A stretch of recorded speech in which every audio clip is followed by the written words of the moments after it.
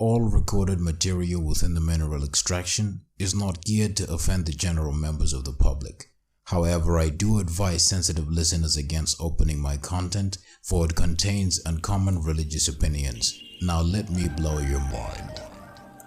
Today I'm going to be doing an extraction review of Thor Ragnarok, so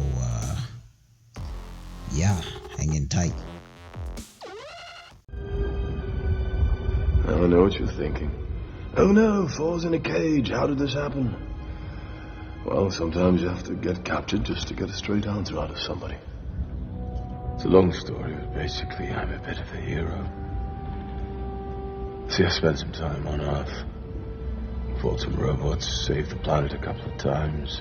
Then I went searching through the cosmos for some magic, colorful Infinity Stone things. Didn't find any. That's when I came across a path of death and destruction, which led me all the way here into this cage, where I met you.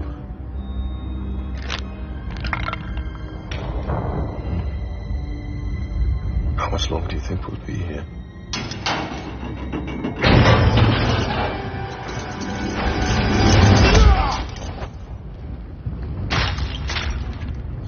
For me, the first scene is kind of like communicating that Thor's in a place of, fire, and it's looking more like an underworld.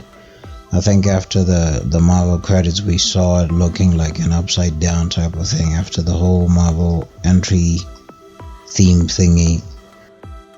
As much as they could to communicate that this is an underworld, and you're seeing these little things that show that it's upside down. So like for me watching this, obviously with a background of my own in religion, I kind of feel like it communicates that he's in a place that's like hell. And if you look at the chains, the whole scenario of being in a little bit of a cage, and there's a skeleton in the same cage with him, and then right there's this Surtur guy who's like destined to destroy Thor's home, or Asgard. And so the whole scenario is kind of like communicating him being in hell, sort of like the figure of Christ, sort of like Christ went to hell, and he, as he said, he allowed himself to sort of get captured just to get a straight answer out of the king of hell himself, who appears to be Surtur. As you can see, there's a throne there. And when we're watching Guardians of the Galaxy and Avengers Infinity War, I think we see that same throne as the one that Thanos is sitting on.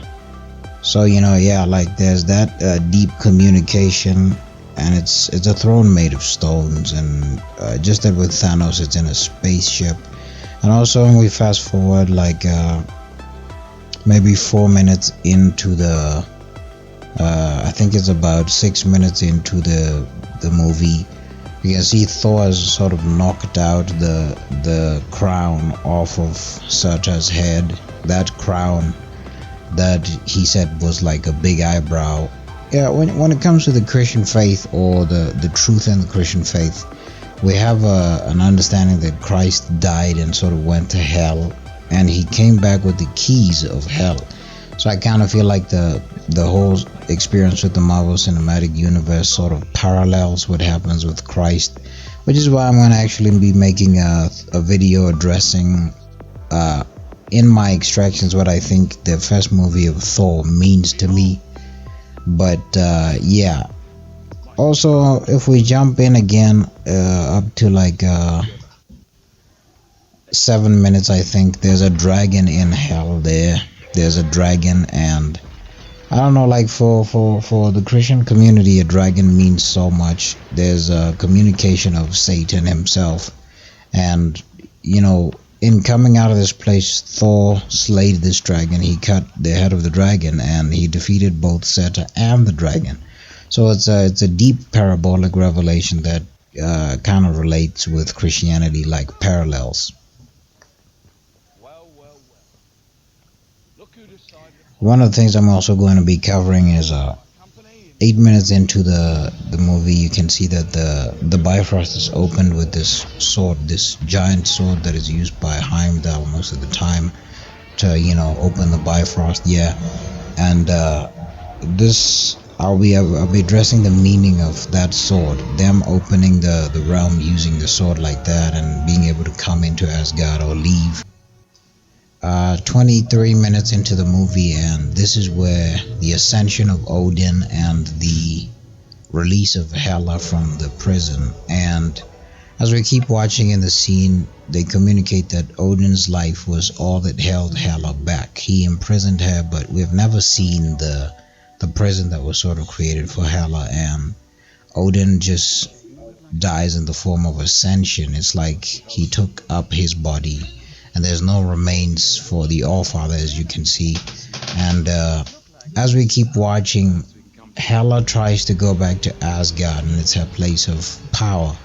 Much more like Thor, if they're in Asgard, they sort of grow stronger and much more powerful. And I find that a little bit of a deep cinematic effect onto the storyline by the directors, and I would like really give credit for that.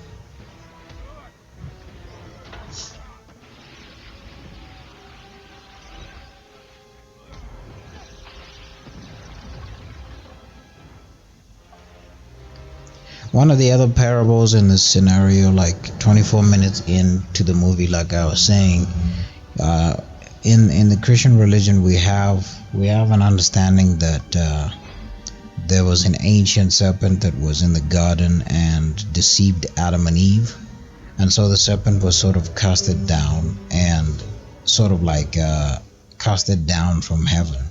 And there's also an understanding that that is the same dragon that is in hell right now. And when the movie started, you saw both the dragon, you saw the satyr with the crown, and now we're seeing Hela trying to sort of return to Asgard as the child of Odin that has been banished.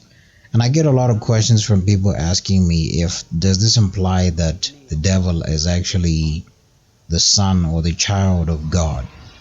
I think that in the books of the Bible, I think somewhere in Isaiah, God did speak and say he created the blacksmith. So I feel like in these parable understandings, it's not completely the reference that he actually gave birth to the devil.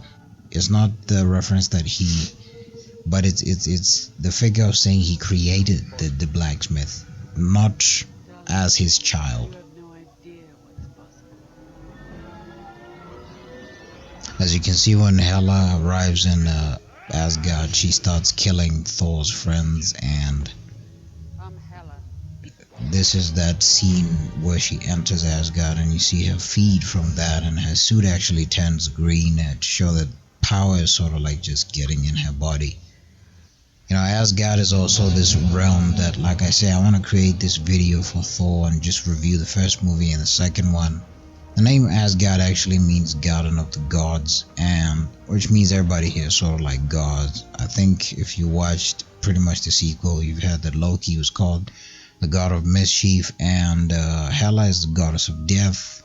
The All-Father protects all the 9 realms, so I think in that kind of understanding also you can get that Odin is sort of like, he's just God, and he's sort of one-eyed. I don't know if you guys know about the triangle, that the ancient triangle with the one eye at the top of it, and it's the all-seeing eye that sort of has an interpretative figure of, you know, God being the wisest and the most powerful being out there.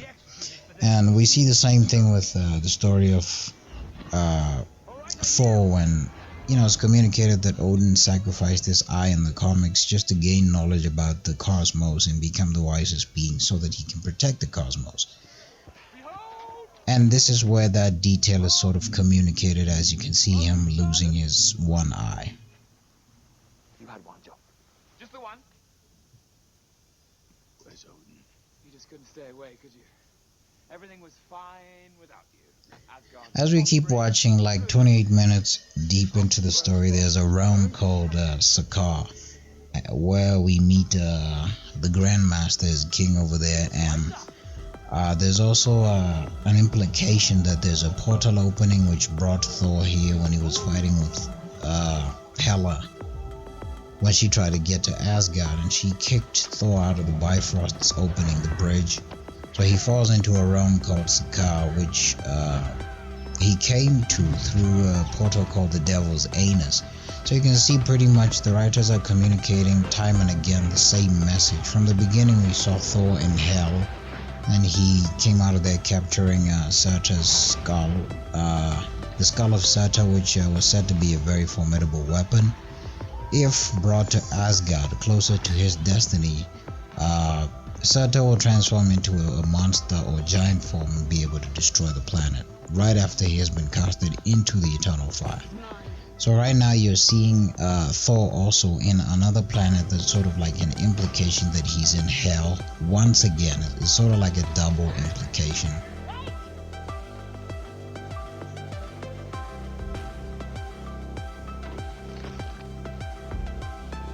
As we keep watching also, we see Valkyrie, who is like more of a... She was a part of the elite force that was entrusted with protecting Asgard and the king in the ancient days. So she's actually, I assume, if I paid attention enough, she's actually older than Thor. She's a Valkyrie, which means she's been around before, you know, Thor was born and Loki. So she's basically almost like Wonder Woman, like 5,000 years old. I don't know if the age was communicated in the movie or so, but she's actually a representation of an angel that used to guard in Asgard, but now she's actually, it's sort of like in an extraction understanding, she's guarding in hell, or I don't know how to put it.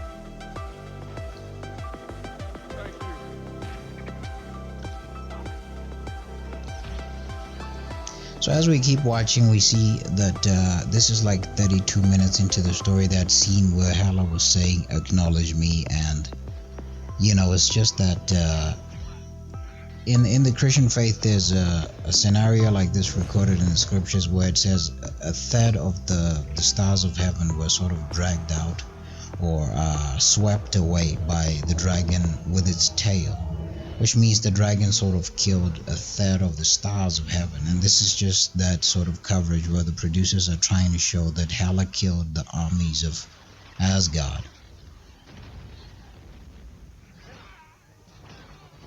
And like I was saying before, like the producers or the writers of this whole story made sure they cover, I'm not sure if they actually put origins of this story from other religions, sort of like relating with Muslims and other people, but specifically because of my understanding and my background in Christianity, I get to relate to a lot of stuff that they wrote.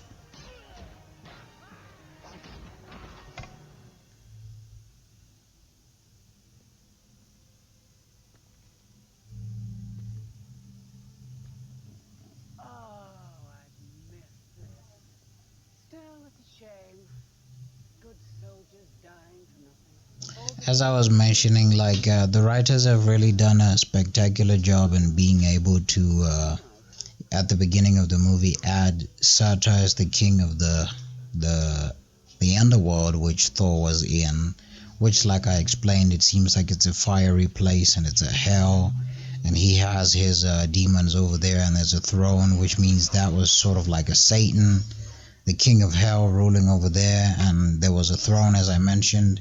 And also the parable, the writers went to a second level of being parabolic with it and added a dragon. And when Thor left that realm, he came out with the head of the dragon cut, and now we're seeing him fall into a Sakaar again. It's like a third implication of the same parable, and they're repeating the same thing but in different kind of scenarios. Of course, this is parabolic language, so it's more like dream language, the same language that you would see in dreams. You are home, and there is no going back. No one leaves this place. The same thing happens as well when, like I say, they implicate the same thing over and over and repeat it and bring it out in different sort of understandings. At the beginning, Thor fights with Surtur and manages to take his skull, and he's taking it to Asgard, which sort of translates to that parable in the Bible that says that Jesus left hell with the keys of hell, sort of like the crown of the devil, and he has conquered the devil. And the same thing happens again in the second scenario where he cut the head of the dragon. Now we're seeing the same thing happen in a third instance where he's actually at this Sakaar planet. It's still the same hell, and he's being faced he's being put in a ring with Hulk as the Grandmaster's beloved champion, and has to defeat him. And as the writers were trying to just spice the story up to make it more fun, and which is why they decided to put Hulk here, because they have the pressure of making sense on the side of the parable and both at the side of the story. So, but it's still the same implication of the story right there. I love when you come to visit at 142. You bring me just the best stuff. Whenever we get to talking, Topaz, about Scrapper 142, what do I always say? She is the, and it starts with a B. Trash. No, not trash. Were you waiting to just call her that? It doesn't start with a B. Booze head. I'm so sorry. No, best. I was thinking about best, because I always say you're the best. She brought me my beloved champion, you know. She said it every time she's here. What have you brought today? Tell me. A contender. What? I need to go closer. I want to get a closer look at this. Can you take us closer? Thank you.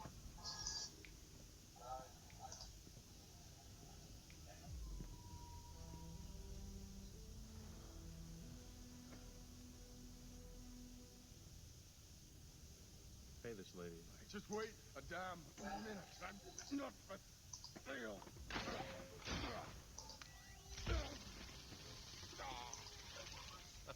Man, he's a fighter. I take 10 million.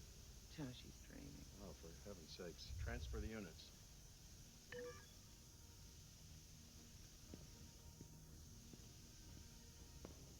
No, I'll pay for it. This is 1 hour and 6 minutes into the movie. You can see Thor sort of like doing a chain meditation or a prayer to Heimdall. And like I said in my video that's upcoming, I'd love to address the connections and a lot of things, like one of them being the connection between Heimdall, Thor and Odin. And you're always seeing them doing this symbol with the Trinity, the whole symbol, which is a cross of some sort, is the Asgardian symbol embedded on the Bifrost sword, and it's also on the Allfather's scepter, and it's also on Thor's hammer. And it relates more to the three of them more than anyone else in Asgard. And this is how the writers are sort of like showing the connection between them, that Thor is able to communicate with Heimdall, being planets apart. Not only because Heimdall has the ability to see and hear everything across the 9 realms, but because the two of them, along with Odin, have a special connection. This is also why we understand that Odin has the all sleep, which he kind of like goes into every once in a while. And Odin is this figure that's able to sort of also hear and see everything that transpires around him when he's in the all sleep. These are things that are sort of covered in the first Thor movie, and I'm going to get to that in my video. So this is a strong implication of a trinity between Thor, Heimdall and Odin, which kind of like says it's the same thing in Christianity as the Father, the Son and the Holy Spirit.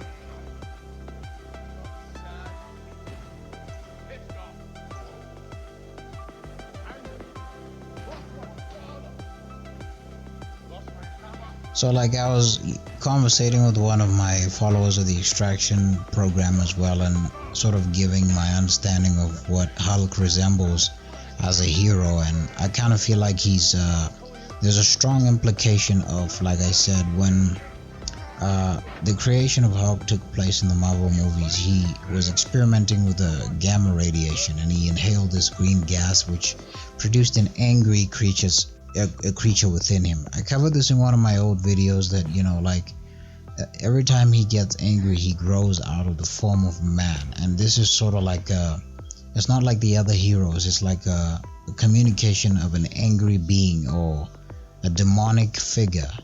And Hulk has this problem of being able to retain his personality, or to fight the right enemies when he's in anger. And you know, this is a strong communication that it's a demon that has become a hero, and he's not perfect at fighting for people, but he's able to get the job done. Which is why in this movie, in Thor Ragnarok, you see them covering that, which is why he's actually in this place in Sakaar. It's the spirit of an actual demon, and disregarding the fact that him and Thor know each other, and you know, that's just some of the parallels that could, yeah.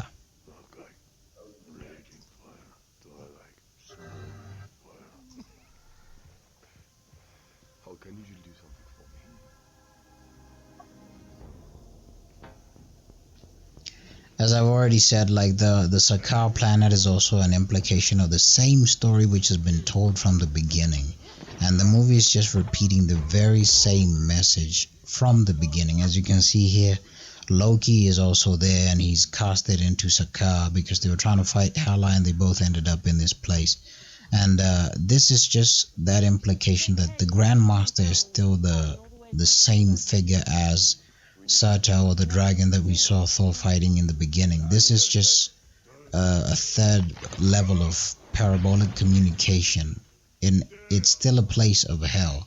And in this hell, we have seen Valkyrie, who was an angel in Asgard, and she's also here, and she works for the Grandmaster.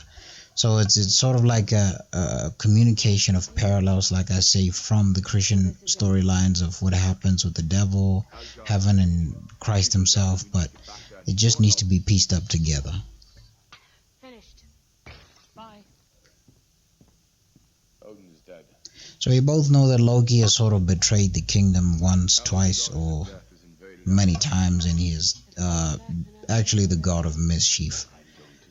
Loki actually stands in the comics, in the books that were read to children, as well as the serpent. And if you can look closely at the first movie, the second movie, you see his helmet with a bit of bendy horns, like he always references to it, and he stands as the serpent. He's also like the communication of a crafty mind, or serpent. This is 1 hour 19 minutes deep into the episode, and we can see that scene where Hela attacked the armies of Asgard years ago. Once again, you're seeing the implication of the scripture that says a third of the stars of heaven were swept down by the devil with his tail. And this is just still the same communication. Like I say, the movie is repeating the same message, and you're seeing that all of the Valkyrie were killed by Hela with her swords, and she decimated all of... Basically, she entered the realm of heaven and killed the angels. And the Valkyrie was saved by one of these women, and she fled and lived in Sakaar.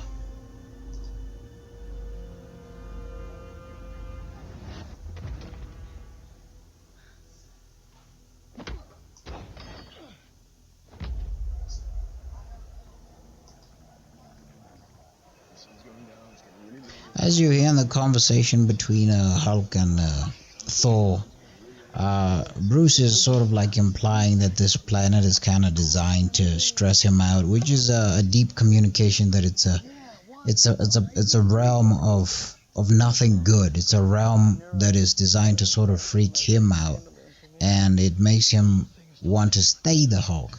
You're seeing the human side of him in this planet, but it's more like it's a place that calls for the Hulk to come out.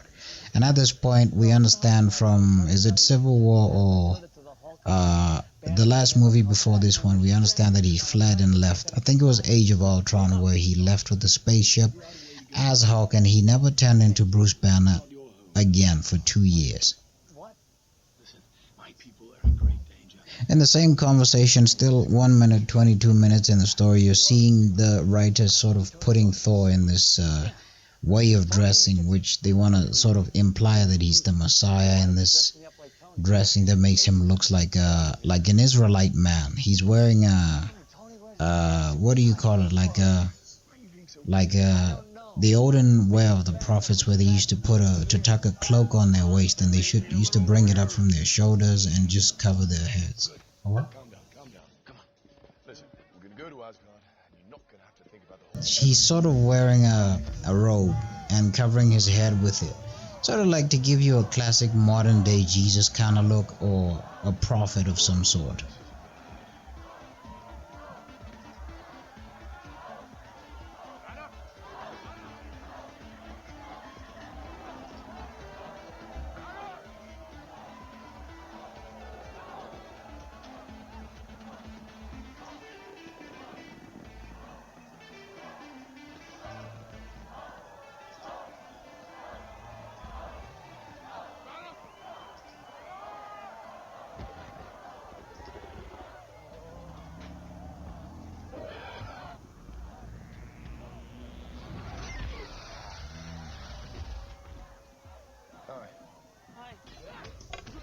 As we're watching 1 hour 44 minutes into the story, we're seeing now this scene where Hela sort of like cuts out Thor's eye. And I feel the writers are sort of putting that in there to sort of like show us that Thor's gonna take the next position that his father was in. Like he's going to be the next person to occupy the position of being the All-Father. Because in the first movies you're hearing that there was Bor and that was the father of Odin, and now Odin is the All-Father. So it's kind of like strikes as a position that is being passed on.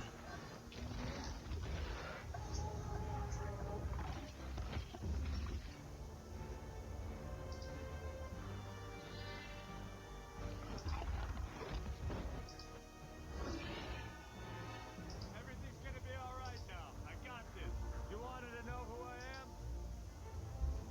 What the hell are you talking As we keep watching 1 hour 47 minutes into the story again, there's a part where like Hela is fighting with Thor, and she's sort of like at this building, the palace where they were fighting in the king's place.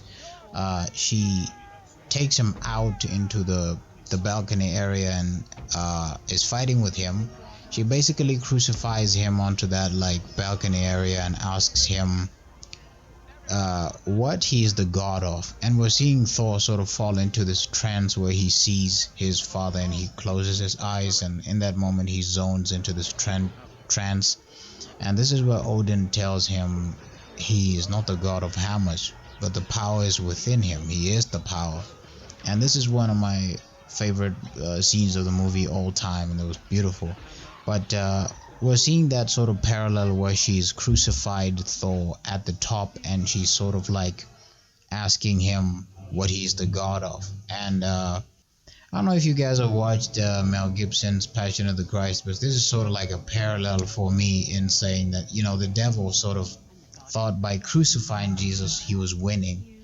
And the actions of the story sort of like show you that like the devil's thinking was in, his calculation was in thinking he's getting rid of the Messiah from that generation in the world. As we all know, even in the beginning when Christ was born, there was sort of like a detail where the King Herod sort of like sent messengers to try to kill all the babies in that time to prevent the Messiah from living as a child and growing up to bring salvation to the people. So like 1 hour 49 minutes into the story, you're seeing that very powerful thunder strike that Thor sort of puts up against Hela, and you're seeing him rise into power, and at this moment he's channeling a lightning in a way that we have never seen before. And these are some of the things that I'm going to like address in my video. The lightning is sort of a resemblance of power that is within him because of knowledge. And there's an implication that's covered in Infinity War or in Endgame, where he's with the Guardians of the Galaxy and they're asking why they can't have a weapon like his, and he answers them and tells them, you would simply crumble to madness as you don't have the strength to wield it, and your minds would just crumble into madness. Which kind of shows that it's a weapon that you handle because your mind has sort of been readied or enabled to carry it, and your heart is sort of fitting for that. Which is why like Captain America was made to be able to lift the hammer because of his heart and to summon the power of Thor.